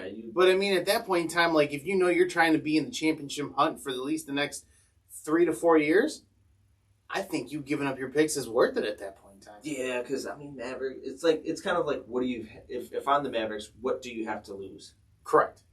At that point in time, your team is a playoff team, but you're averaging the bottom half of the playoffs the past few years. Yeah. So it's like at that point in time, like you're not going to make it that far by being a bottom playoff team. Swing for the fences, man. You have to at that point in time. Well, speaking of bottom playoff teams, since we're here already, Evan, I need you to talk to us about your Lakers, man. What the hell is going on? Oh, boy. I don't even know, man. Speaking of the Pelicans and everything, too, they just played them the other night. And asses whooped. over at the Crypt. Crypto? At the Crypt. They got booed out. The Crypt? The Crypt. They got I booed don't out. even know, man. Video showing Jeannie Buss walking out in like the middle of the game. She walked out? Yeah, she straight up walked out. She walked out of the game. I have no answers for Was this the Carmelo Miss 3 one? I don't know what it was. I just saw videos from like Bleacher Report and all these other NBA like fan sites. They got video of her walking out of the game. You have the Lakers more or less focusing on their altercations with fans at this point in time. LeBron's getting into it with some fans on the court. Trevor Ariza, there's video of Trevor Ariza yelling at a fan. Russell Westbrook is yelling at fans. Like, what the hell is going on in Lakerland right now? And yes, I'm throwing you the ball because this is your team. I don't even know anymore. I don't even know because we had all these veterans and we thought we were going to do great with these veterans. It's obviously it's not panning out, and I don't. Think I told you. It's yes, we know. So I hate to be that guy, but in this situation, I you love it. Love to be that guy. Don't talk that shit. You fucking love to be that. All right, guy. You're right. I do. I love exactly. it. I fucking love it. So, but on that is, I think it's just like they're not focused on basketball. They're focused on the outside noise. You just said it with the crowd, with everything that's going on, all of these narratives that are happening. It's not working. It's not going to work unless they throw in a divine intervention of some sorts and throw Hail Marys, because you have all of these pieces that have their own agenda and they need to come together as one. That's what needs to happen. There's only 20 games left at this point in time. No, this year's a bust. This year's a bust. And, you know, it was on paper, yes, it looks great. But if it was 5+ years ago, it would have been even better. Who said, was it Charles Barkley? This has been the best lineup in 2009 or 2012? Yeah, something like that, yes. Why? I fucking love Charles. I fucking love Charles Barkley. And I don't blame them for this. I don't blame this for this at all. And then obviously you got AD, who has just been injury riddled his whole career. He's out another 3-4 weeks. So it sucks. It's not going. It's not going the way that we wanted it to. So we have to make some decisions this offseason. That's it. So I know I've mentioned this on numerous occasions, but I kind of want to bring in another piece of this as well too. LeBron has a bad way of repeating history to himself. Allow me to elaborate. As I've mentioned the whole regular season, when this shit happened, I told you guys if it wasn't panning out, and I related this to that 2013, whatever team it was, Cavaliers, when everybody and their mom showed up and it wasn't working. Yeah. Isaiah Thomas, Dwayne Wade, all those guys, right? It wasn't working, right? I told you guys, if this starts to go like this, like how it did then, everything's going to start happening, right? Well, again, allegedly they only got one trade offer, and it was for John Wall, and they didn't want to give up the draft pick. The Lakers said no, and that was about it, right? Okay. That's one optic of it. There's talks now already that the Lakers are now going to have to look at trading everybody. Trade Russell. trade Anthony Davis, even trade LeBron, right? Oh boy. They're not going to trade LeBron. Well, remember, LeBron was in trade talks already that first year he got there. Yeah. And that whole young team wasn't able to get it done. And everyone said, "Oh, LeBron made a mistake, shouldn't have come, because he couldn't get that team elevated to get in the playoff hunt," right? I just find it funny that LeBron's in trade talks now, that they're thinking about trading LeBron again for, what is it, the second time in 4 years? Yeah. Mm. But, Evan, I'll ask you. I know you already said no, they're not going to, but should they at least look into trading LeBron? Should they at least look and see what every single player that they have for multiple years can get them in return, like what the market is like for them? I would say, it wouldn't hurt to look, but Because I know a lot of people say Anthony Davis is going to be the first person to go. I think you're still on the headhunt for Russell Westbrook if you're going to try and trade him. Westbrook. I was never too fond of that Russell Westbrook. I will give you credit for that. You weren't. I was never too fond of it because you knew what you were getting and you still went for him. And yes, we know he is Mr. Triple-Double. But you can't have a great reward without great risk. Yes, he can stat pad and give you great rebounds. He can do a triple-double, but at the end of the day, it's empty calories. It's not going to help your team win. Yes, Russell Westbrook walked away with the triple-double, but we walked away with an L as well. Yep. So, What good is a triple-double if it don't win? If it don't get exactly. Like if to LeBron's credit, yes, when he puts up a triple-double, more than less, your team's gonna win. Team gives you a dub, right? He's just that floor general. But to answer your question, it wouldn't hurt to explore it, but they're probably not going to trade LeBron. I definitely think that a lot of these veterans, they're on 1-year deals, right? Yeah. They got them at a discounted price because they're on 1-year deals. So cool, that frees up the roster. Oh yeah, because you fucking traded for Westbrook and ate up all your money. Exactly. So if I'm the Lakers, I may re-sign a few vets. I would re-sign Carmelo. He's a viable I feel like he's the option. only one that's really performed this year. Exactly. That's why. Like Dwight Howard, they brought Dwight Howard back, and I ain't seen shit from Dwight this year. I haven't seen him either. So, Lakers need to get younger. That's what needs to happen. Lakers need to get younger, and they need to get rid of Westbrook, and potentially say or fish for offers for AD. Hey, Jeremy, if I offer you AD, Well, what team is Jeremy? Give me a team. any fucking team. All right, since you're doing this, let's keep it Oklahoma realistic. City. No. Let's keep it realistic. Golden State. If the Lakers are calling Golden State, I will give you AD. What can you give me in return? now mind you, he just said the Lakers need to go younger. How about 2 first-round picks, Jordan Poole? Well, the money's got to match up too. Damn, I kind of like Jordan Poole though. Right, you like Jordan Poole. I love Gary Payton the second. Gary Payton and cash consideration. Mm-mm. Obviously, like, I'm spitballing here. I'm a whole GM, so I know. call me David Griffin. Oh my God. Give me what your answer would be, and I think I have another one. I'm probably going to reject that, but a counter, I'll give you 2 firsts and Draymond. Not worth it. Kiss my ass. No? All right. If I'm Golden State, Throw in Gary Payton and Jordan Poole. No. I know this would never happen, but if the Lakers want to get better, I got to trade for you guys right now. Get Lakers. Give up Anthony Davis. And I don't think that... Yeah, they may. For this one, I thought... What's the kid's name? Monte Morris? Number 11? The kid they picked up from Denver? I do not know. Malik Monk. Malik Monk, sorry. Yeah, Morris. I was like, Give me Monte Morris. AD and Malik Monk. And... Oh, you guys have no draft picks. Sorry. Okay. For Golden State, in return, you give up a couple draft picks. Let's just say 20... What are you going into? 2023 second rounder. You give up Jordan Poole. And again, for the money purposes, I know it wouldn't happen, but Clay. You would have to throw Clay. Fuck no. You would have to throw Clay. If I'm Golden State, I'm rejecting that. I'm not bringing up Steph and Clay for nothing. No, you don't want to. But again, you also have a slightly younger, bigger guy. You have Anthony Davis, who is a great defensive presence. So even though you're going to lose the second half of the Splash Brother, you have a guy who can give you good defense. Because let's call it for what it is. As much as I praise Draymond that he's still a defensive guy, he's not the defensive presence that he once was. No, that's true. If you can give that, if you can move Draymond somewhere, even have Draymond come off the bench now and bring in Anthony Davis.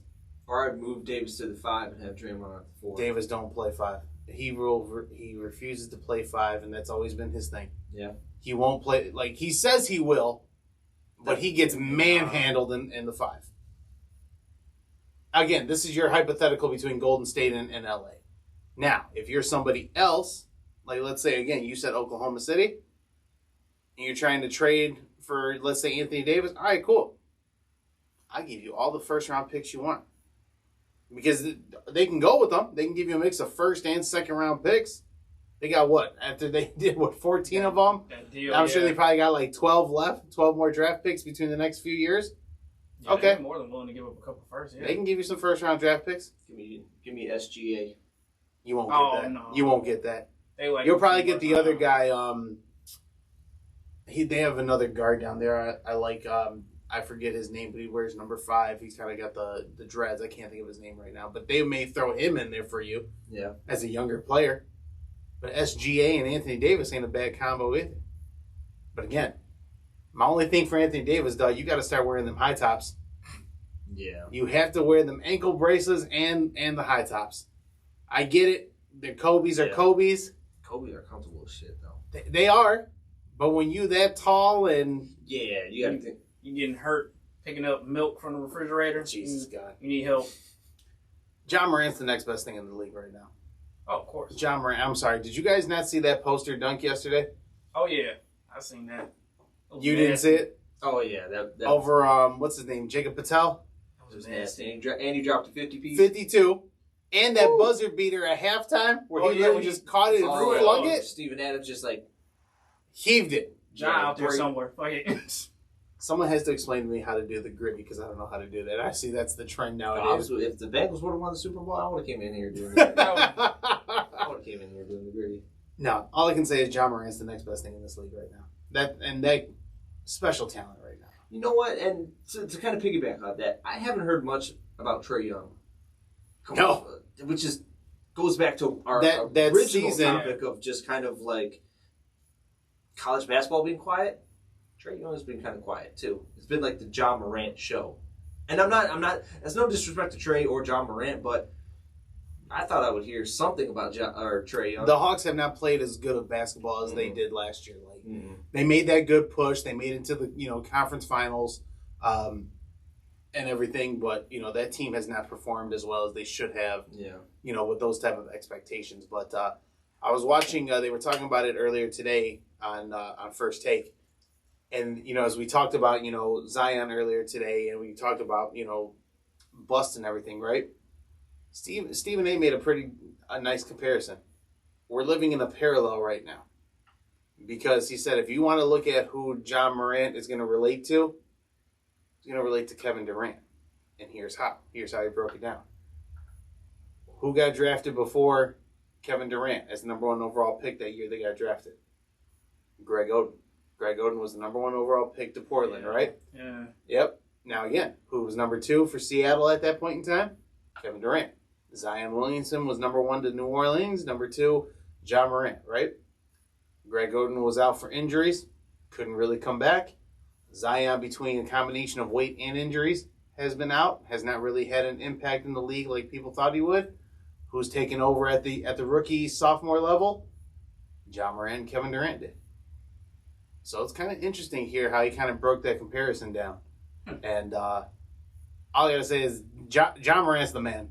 John Morant is, yeah. Now, what I have been seeing going around, and I don't think the numbers are accurate because they keep saying John Morant is a third-year player, and I think he's only in his second year, if I'm not mistaken. But I could be wrong. But I've been seeing it on ESPN, on their Instagram. Who would you rather have? third year Ja Morant or third year Derrick Rose? Let me see if I can. I did see that comparison, and I think Ja is putting up better numbers. Let me see if I can find it real quickly. Do I gotta pick in this one? You have to. Come on. Let me see if I can pull the numbers up here first. If I can find the stat, so I can kind of show you guys exactly who's averaging what. Okay, yeah, here we go. All right, so third year Derrick Rose. Imagine third year Derrick Rose and third year Ja Morant matching up. Okay. Derrick Rose for 2010 and 2011, which I think is the year he won MVP, if I'm not mistaken. 25 points a game, shooting 44% from the field goal, almost 8 assists per game, and just right at about 4 rebounds a game. That's Derrick Rose. Okay. Ja Morant, 27 points a game, 49% for field goal, just about 7 assists a game, and almost 6 rebounds a game. Who are you taking? All time. All time? All time. Because I don't want to say in this generation, like, we've seen a lot of basketball in our time. So for us, I will say all time. Like, if the game has always been one consistent style, a little bit of evolution, but nothing too drastic, who are you taking?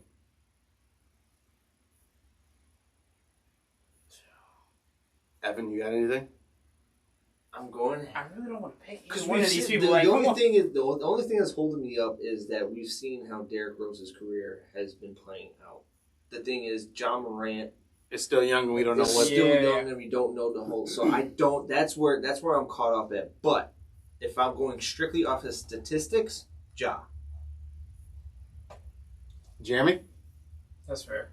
I think I would probably have to go with Ja as well too. Along with Evan, yeah, it is really tough because like we've seen how Derrick Rose's career has gone since the whole time, but Ja's just.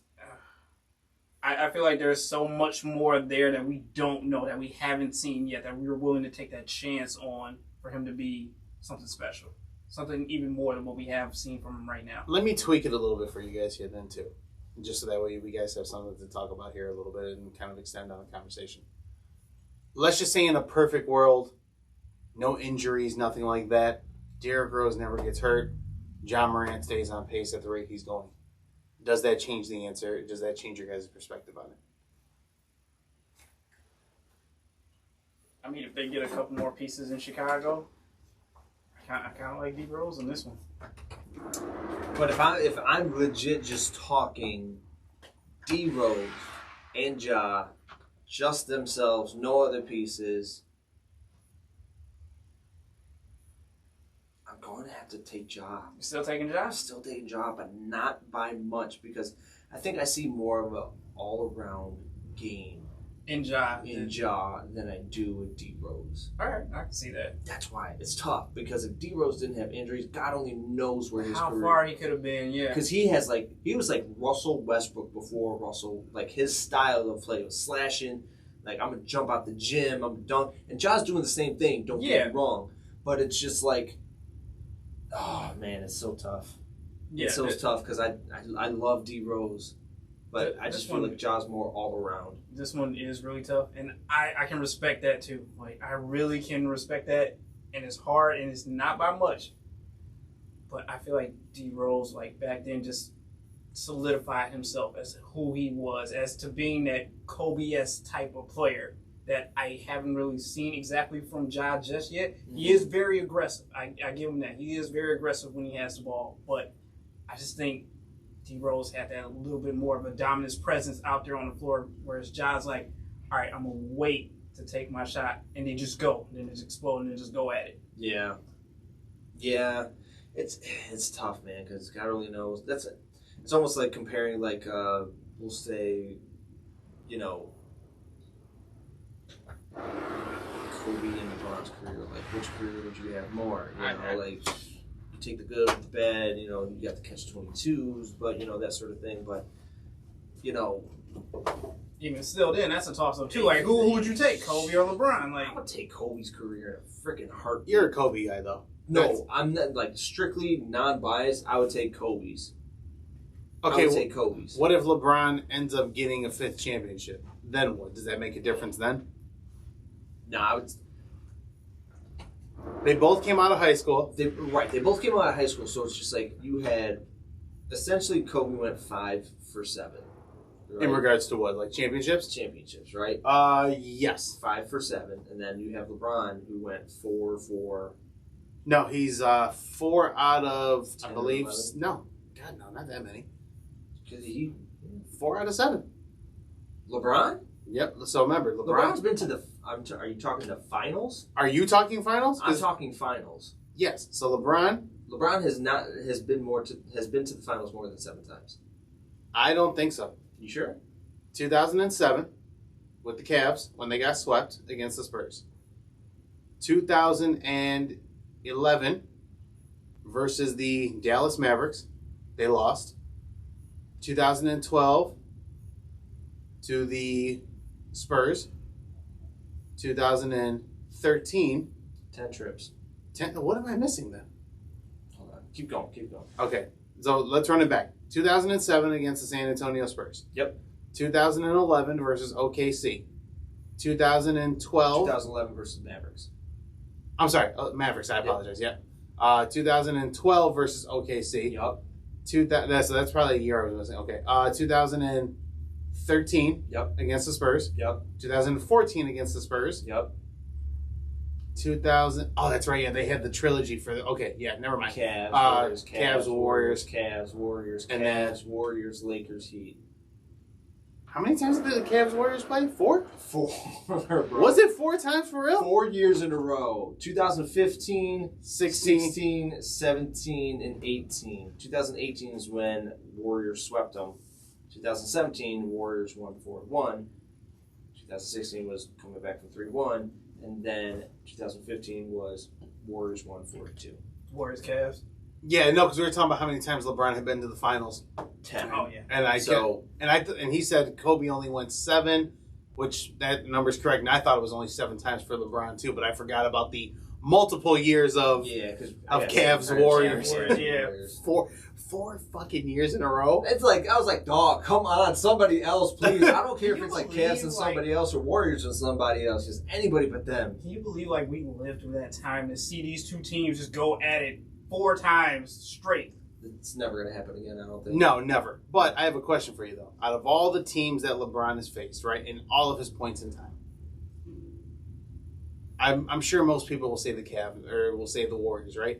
But who do you think was LeBron's biggest challenge into making it into the playoffs and the championship rounds? Spurs. You? That is a team that came to mind to me so quick too. It's like Spurs, but I say Boston. that's the second team that I was thinking The of. Boston Big Three between Garnett, Ray Allen, and Paul Pierce.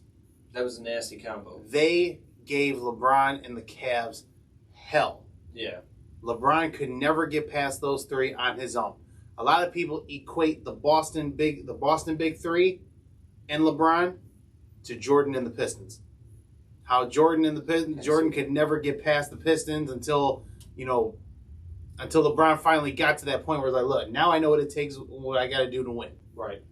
LeBron got to that point when he's like, yo, I got to go play in Miami and go play with my boys.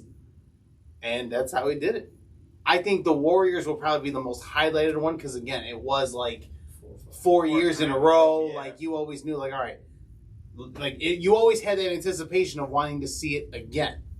But I think as far as who gave LeBron the biggest challenge in his career, I'm curious why you guys say the Spurs, because they only played... Well, LeBron played the Spurs in his career in the finals 3 times. Again, 2007, 2013, and then 2014. Boston, he had to play every year. Every year they got to the playoffs, he could not get past Boston. And especially, again, when you look at LeBron's career, like, who did he lose to before he went to Miami? Boston was the team he lost to. That iconic moment of him taking off his jersey, walking down the hall, that was in Boston. I think, in all honesty, you got to put Boston in that conversation of like the toughest team. Yeah. Toughest team LeBron's had to face. Definitely not wrong. I think we picked the Spurs basically because of Pop and his defense. that's the whole thing that I think kind of like frustrated LeBron a lot more. But I give it to Boston. Yeah, that big three, that was I would say tough matchup. physically, Spurs. Mentally, Boston. Paul Pierce did not like and does not to this day like. I was gonna say they still don't like And each other. KG is one of the best trash talkers, and he probably got in LeBron's head. I wouldn't be surprised if he got in LeBron's head. I still remember Lala tastes like Cheerios. Oh, okay. Yeah.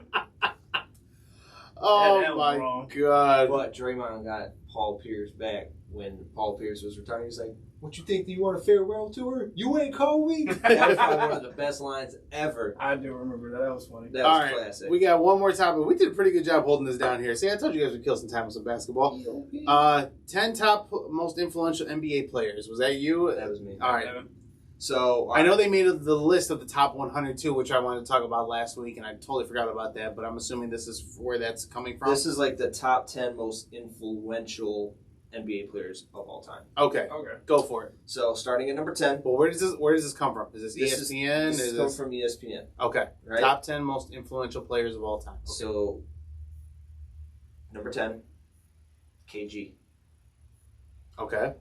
And then they have a transcendence rank, innovation rank, cultural impact rank, and legacy rank, right? Anything is possible.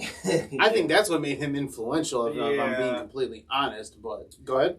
And then from there, we got number 9 is Wilt Chamberlain. I understand why, because the 101 point game and everyone chases that to this day for like the most points, but a lot of the guys nowadays don't really know who Wilt Chamberlain really is outside of 101 points. I'm not knocking it. I'm just stating my point. Right. Keep going. That's number 9. Number 8, Shaq.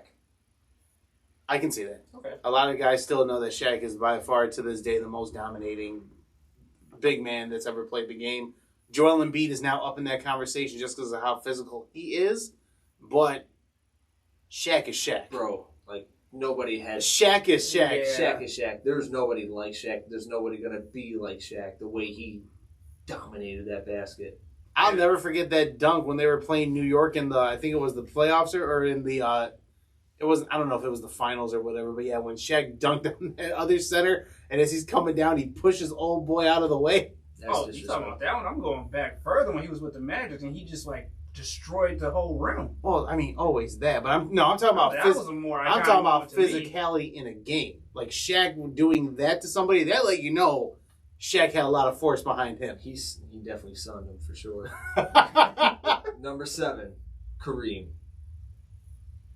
I'm not mad at it, but I'm not crazy about it either. Because again, I understand the influence. Again, if you're looking at the whole point of like influencing and obviously the talent that came after Kareem, yes, there's a lot of guys on there as well also. So I'm not mad at it, just not super crazy about it either. Yeah, I'll put him on the list, but he's not going to be that high right there. This one I'm actually surprised.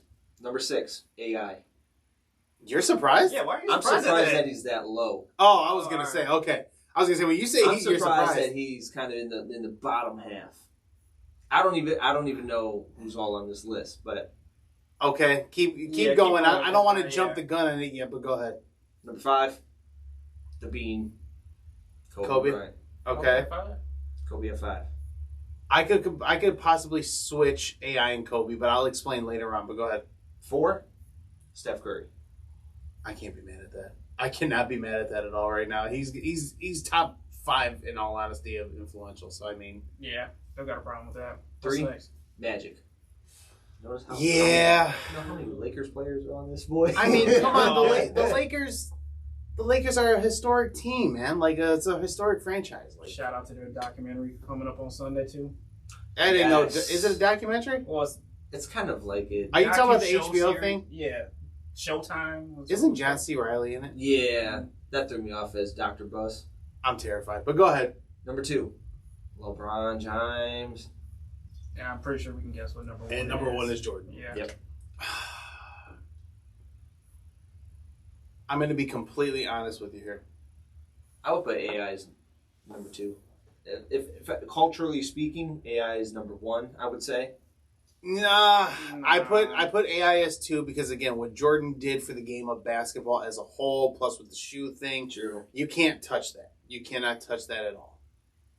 Culturally speaking, in regards to what Allen Iverson did for the game as a whole, and when we're looking at the culture between basketball and that hip hop crossover, Iverson is number 2 at that point in time.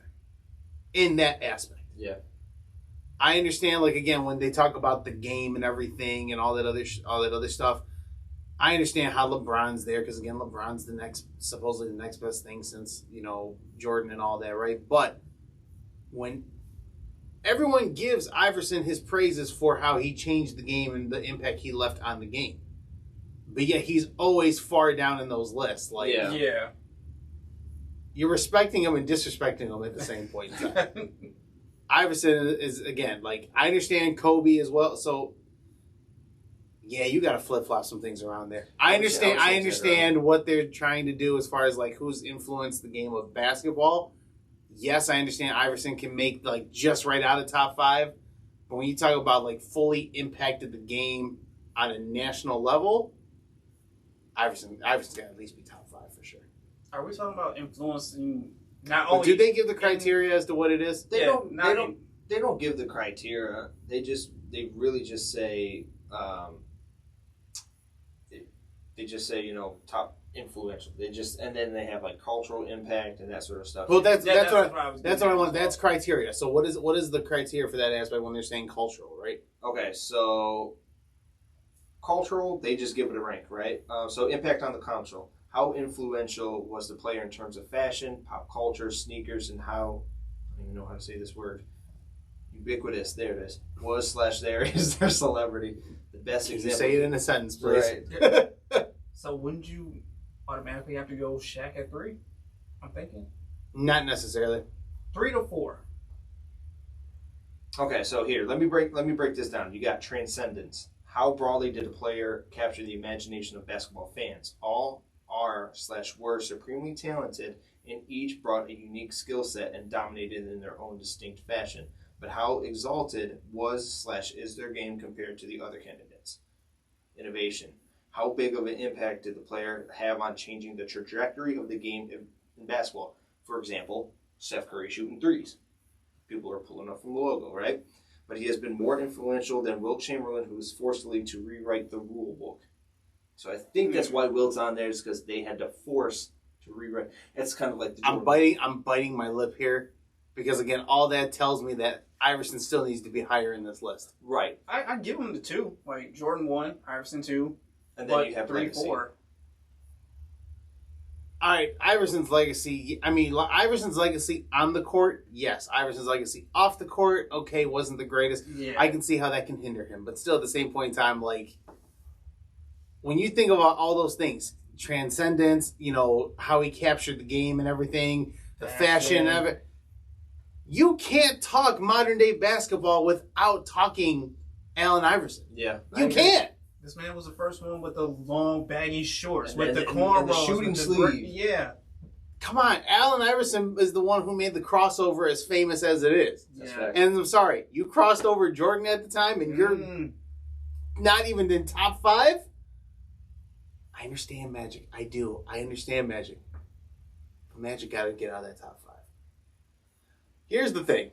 When we do these ranking things, I understand there's nostalgia factor behind everything. Yeah. Everything has nostalgia factor, and yes, I understand that, these guys set the way for the league and everything, right? But the game evolves, the game changes. It's okay to put your legends further down the list. I feel like we have this thing in sports rankings where, like, you have to at least put 3 legends in, like, a top astronomical number. Just to honor them, the picture that they're there. We You remember don't them necessarily have to. Yeah. I understand, yes, Wilt Chamberlain, you had, completely write a whole rule book or change the rule just because the guy put up 101 points and was like the tallest guy on the court at that point in time. Right. I get it.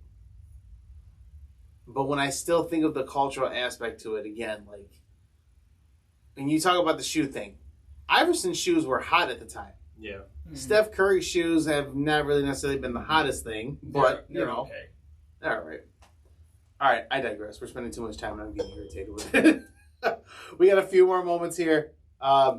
Jeremy and I have been watching the Kanye documentary on Netflix, Genius. Evan, you said you have not watched it. How many episodes? There's only 3. 3 total, so there's one more. It's a weekly thing. The final episode will be released as of tomorrow, March 2nd. So the first 2, they're about an hour long. Mm-hmm. Okay. A little bit over an hour. I'd probably say at the most an hour and 15. Is it actually worth watching, or am I wasting my time? It's a little bit of both. Yeah. I tell you it's worth watching because what I thought it was going to be versus what it is are 2 different things. What it is you're pretty much watching Kanye work his way up. Now again, they touch on the fact it's pretty much a guy who's followed him his whole musical career. Who was doing something out of Chicago, came across Kanye as being a producer in Chicago. The guy's like, oh yeah, he's got a lot of talent, this and that. And comes and has this weird feeling, like how when you get a feeling about somebody that they're going to be big, and it's just like, oh shit, that really stuck, right? Like, okay, right. I want to go follow this guy and kind of document his whole life, right? They're documenting his life, but what ends up happening in at least these first 2 episodes is you're watching him try to get out of that box of being a producer and into a rapper. The first episode is about him trying to break that box from just being known as a producer and getting into his rap career. Okay. The second episode focuses on now that he's got his rap career, what is he going to do? And it's all about the making and the efforts that he's doing in regards to making the album The College Dropout. They highlight the fact that obviously shortly after he signed his contract, he had the accident that completely messed up his jaw, everything along those lines, right? Yeah. But they're showing you how he's making this album because pretty much what they end up focusing on is that once the accident happened, Rockefeller to a certain degree kind of gave up on him. They kind of shelved him for a they while. shelved him for a little bit. Like, okay, well, we want they tell you like what all businesses tell you. We want you to get your health right. We want you to do this and that, right? Yada. One of the things that I learned from that was in the second episode. To this day, again, to my knowledge, again, I could be wrong, but at least at the point in time from when this happens, Kanye has never gotten his jaw fixed completely. Because what they told him that they would have to do was they would have to technically like make an incision in his cheek, stitch him up, and all this other stuff, right? And Kanye's like, well, I'm working on my album right now. He's like, I can't have that done. I can't do that or else I'm never going to have a rap career. So at this point in time, while he's making College Dropout and, finalizing it up, the fact that he's pretty much still performing with a slightly broken jaw is phenomenal in my aspect. Yeah, because they said he was going to be out for like 6 to 8 Another months. 6 months, yep. Something like that where, as you said, you got to cut him open and everyone like saw down this part of his jaw because he didn't like it all was so puffy on one side and it would have like set him back even further and then we wouldn't have got College Dropout and we wouldn't have got all these other albums. We probably wouldn't have gotten it at the time it came out. Yeah. So there's that. I would definitely say watch it. I mean, I know obviously you don't like Kanye, obviously for reasons that have been known and everything. But it's interesting. It's old Kanye. Yeah. It's old Kanye. Yeah. What I will say that it does highlight on is how much, you kind of understand what I'm getting from it and what other people have touched on. You kind of understand how much his mom played a role in his career and in his life.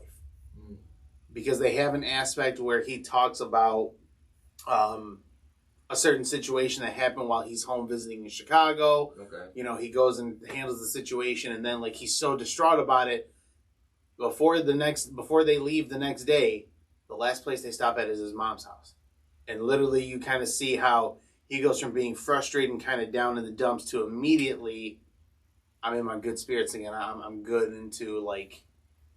I'm happy I came and saw my mom. Yeah, right. You can definitely see his whole attitude just change. He's just like uplifted and a lot more. And it's like, all right, now as you said, you can see his mom playing a huge factor in his life. And now that she is no longer with him, kind of like he's kind of broken, kind of falling apart, through his career that we've seen. Now, what I will say in regards to that as well also is you do kind of see glimpses of his... I don't want to call him outburst, but I guess for lack of a better term, like his thought process. How everyone says now, oh, Kanye's going crazy, because he just rambles on or things just kind of spew out. you kind of see this in the beginning now. You kind of see that this is something he's always done. This is not new. It's new for us as people who never hung out with him. But to see it on camera, you kind of see how his mind thinks and is processing and is always going and going and going. It kind of puts a little bit more things into perspective here as to why, or kind of puts into full circle how he is the way how he is, or why he is the way that he is. So for me, it gives me, when I watch it, I go, oh, he's kind of having small little outbursts like this, and that. Yeah. And it's like, oh, so it's not new. It is something he's kind of done, in his past. So it kind of gives you a different perspective. Now, again, do I still fully condone him going crazy, talking about he's going to go beat Pete Davidson's ass on SNL? No, but it is a different perspective on it. Jeremy, you've had a chance to watch it as well. Also, what do you think about it thus far? I like it. I really do enjoy it. It gives you that other side that I personally didn't see. I know for Kanye's career, we know that he was a producer before he was a rapper, and then we kind of just automatically thought, oh, producer goes into rapping, he just automatically got on. This actually documents that struggle for him to actually get known and acknowledged by, Dan break out of that box, yep. Yeah, break out of that box. So that was impressive to me. I mean, I'm sitting here watching him go through record exec's office playing and rapping, all falls down, and them just like, what is this? Them passing on it like it's just nothing. I'm like, to be fair, they have a shot of the other hip hop guy that's there, other Rockefeller exec, Wayno, who was on. They said that that's not the first time he did that. He had done that on numerous occasions. So it's a one-time occasion for us, for the people who are watching it, but to the people in Rockefeller, he goes, that's kind of why a lot of them had like that look, like, all right, here's Kanye. Here's this motherfucker again, like, because he had allegedly done that before on a handful of occasions. So, and just after the car accident, him going studio to studio, basically stealing time, to record with all these other artists. borrowing time, if you say, to record with these other artists to try to get this song finished for his album that still doesn't even have a release date yet. It's like, it's impressive. I'm like, to see his hustle and his struggle to still continue on when no one is giving you that green light. I mean, I respect him for this first album, but after that, it's like, So now there's only one more episode, and the way how they preview it making it sound they're going to, like, explain everything else that happened in his career, which is a possibility. This last episode better be, like, 2 hours, because there's a lot of shit you got to get through. There's potential, right? But what I'm going to say is this. Apparently, Time released a video or a little clip of, like, unreleased footage of when they were making the Slow Jams video of him and the director at that point in time kind of having like differences as to how the video was supposed to be shot and everything along those lines. So I don't know if they're trying to do that as kind of like a preview, like, hey, this is what you're going to see, or they're trying to paint Kanye in a negative light, like, oh, the documentary is going to show you one thing and here's what we got that's, different than what the documentary shows. So I don't know what the purpose of that was the day before the release of the newest episode, but, I don't know. It was weird because, like, at the end of the second episode, you do see him in the red jumpsuit he was performing the first Donda performance. So it's like, all right, how are you going to fast forward between College Dropout all the way to Donda this fast within an hour? Yeah. So it's definitely something you may want to check out, if you get some time or even have an interest in watching it. So sounds interesting. Definitely something to take a look at. It's not bad if you got some time, yeah. Jeremy, do you have a story for us? I do. Jeremy has a long archived Am I the Asshole story. He sent it to me, but Jeremy's phone is a little bit occupied here as Jeremy's phone is monitoring our video thing. So I'm going to pass Jeremy the phone here so he can read the story. Oh, boy. So this is a long archived Am I the Asshole, the topic that we haven't brought up in a while. Okay. Yeah, so this is Am I the Asshole? It's off of Reddit, but this is from their Off My Chest portion of the subreddit there. This is not going to be good already, but go ahead. Yeah, buckle in, because this is going to be rough. But the title of this is I Ruined My Mom's Life and Reputation.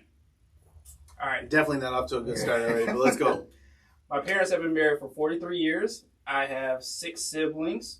42, 38, 34, 20, 20, 18. God dang. I have been with my husband since we were 15 years old. Golly. I got pregnant at 17 and we moved in with my parents. I gave birth now to my 22-year-old daughter. We got married at 18 shortly after that. my dad's father passed shortly after our wedding and left his ranch-style house to my father. My grandparents built a house next door to my parents when they retired. Oh, that's too close. But go ahead. My parents decided to let us live in this house and told us this would be my inheritance. My husband and I had no issues with this.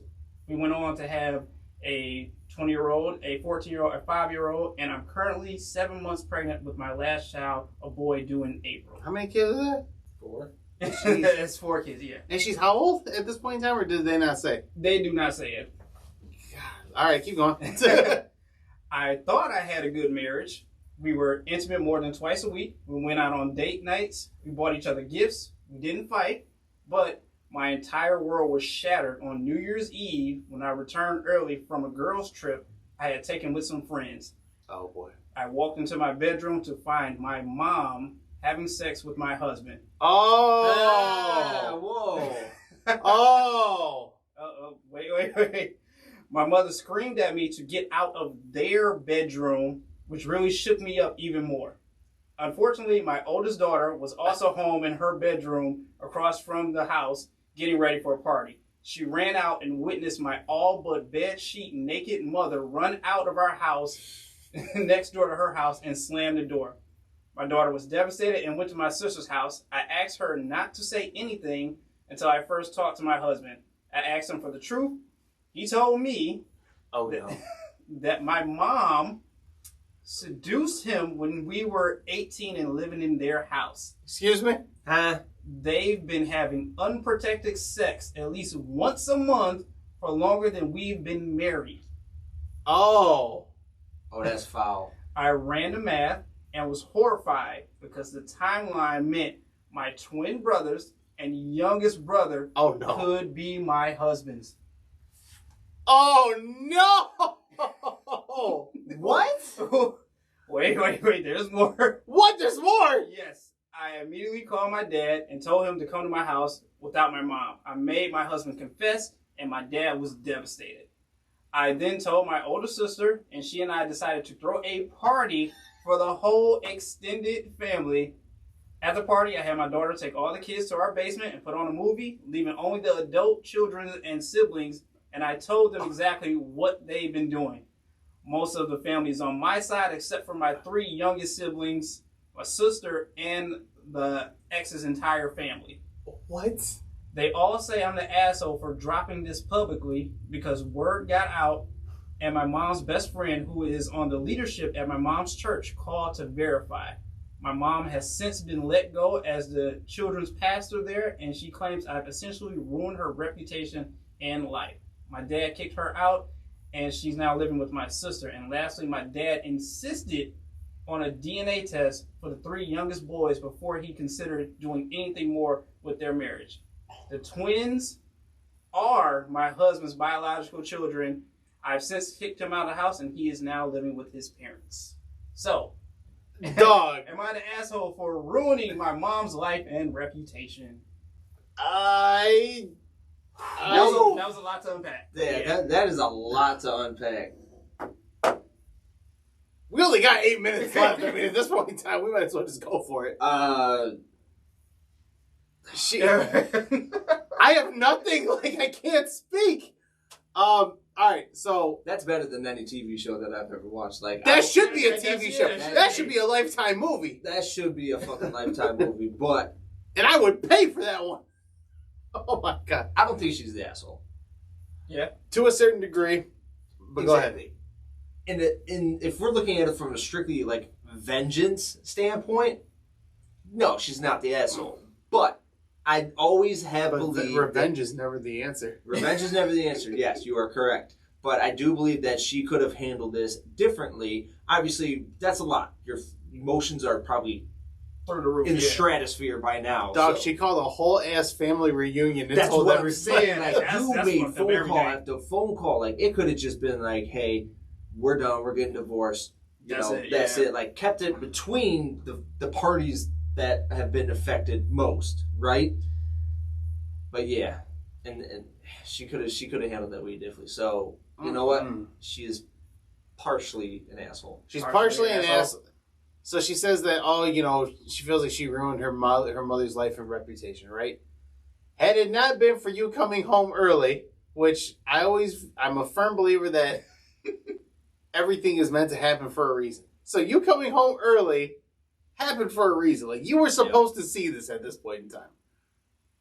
Talking about she's afraid, she feels, whatever the case may be about ruining her mom's life. Well, technically speaking, your life has already been ruined because your husband's having an affair with your mother. And behind your back for God knows how long. How do you keep that under wraps for that long? For that long? That was my question, too. You're having sex, like, once a month? Like, what are you doing if you claim that you go on What are you doing? Oh, man, you don't fight? What the hell? Your mom's calling me again. I gotta go fix the sink again. Yeah. Fucking leaky faucet. I gotta deliver this pizza to your mom's house. Honey, I don't know why your mom keeps calling me for every fucking thing once a month. I don't know what's going on here. How do you keep that under wraps? Like, where are you if your mom is either you're going to your mom or your mom's coming over to your house? Like, where are you? I don't know, man. Like, that's wild. That's wild. That is so wild. Now, is she an asshole for the vengeful? Like you said, like we talk about, vengeance is never the answer. At least that's what they tell us, right? But in some cases like this, I feel like it's called for. So yes, the vengeance aspect of it, cool, but not cool. So kicking the husband out the house, no, you're not the asshole for that.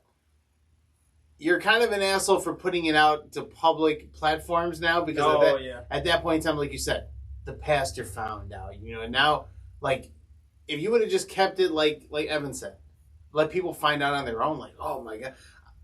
Rumors and gossip are better than putting it out on a public platform like that. Like you straight, at least with rumors and gossip, you can be like, no, that didn't happen. Right, you can lie. I don't know why people are saying that. Right. No. He's like, hey, my husband's cheating on my mom, and then my two younger siblings are actually his. Like, how are you going to explain that? Right. That's so much to unpack. Now what's the siblings? I don't know how this relates anymore. I don't know how that works. They come from your mom, but they're not your dad. Are they still technically your siblings still? Because they come from your mom? I would think be so. Like your stepdaughter, stepbrother? Stepdaughter? Half-brother? I don't fucking know. I don't know. This is weird. I'm not Googling that shit. This is weird. I can't speak on it, but... It's weird, man. She's an asshole, but not an asshole at the same point in time. I would have done it how you said. I would have kept it between the families that are on this certain little property and be like, hey, we're never going to speak of this again. We're getting a divorce. That's it. Kick the husband out. The dad can figure out whatever the hell he wants to do with the mom, whether she wants to stay there or. Oh, if I'm the dad, I'm beating the husband's ass. I'm beating the husband's ass because I can't hit my wife or my daughter. I'm beating the husband's ass. It's like 18 years of like sleeping with your wife. Like, come on. What's that, Lassie? Timmy fell down the well. Oh, Yeller called what? Oh my God. They all need therapy. They need more than therapy.